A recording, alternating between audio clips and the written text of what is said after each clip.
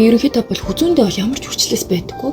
Тэгээ хүмүүс харин хүзүүндээ ямар ч хүчлээсгүй маа юу хэрэгэлдэг вэ, яадаг вэ гэсэн мэдээж хэрэг гоо сагны бүтээгдэхүүнийг хүзүүндээ хүртэл төрөлдөг ч гэсэндээ би яадаг вэ гэхээр бас унтахаасаа өмнө хийдэг нэг тасгал агаад тэр 5 хүндээ одоо хийж үзүүлээ. 5 хүн бас унтахаасаа өмнө ер нь 1-2 минут хийхэд хангалттай байдаг шүү. Заавал унтахаасаа өмнө биш, өдөр болгон цаг гарах юм бол хийхэд айгүй амар. За би ерөнхийдөө яаж хийдэг вэ гэхээр одоо энэ таазыг үнсэж байгаа юм шиг ингээд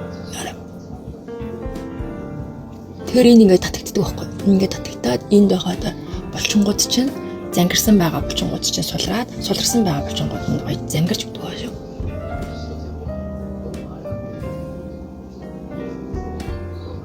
Гэт ингээ хийгээд хахад энэ ингээд айгүй гоё ингээд чангардаг. Тэгээд мэдээж хэрэг энэ доотлын 2 өрөөрт арилдаг байгаа. За тэрнээс гадна ямар нэг одоо тийм ээ одоо юм нэрийн хуудас ч юм уу тийм байх юм бол амандаа ингээ хийгээд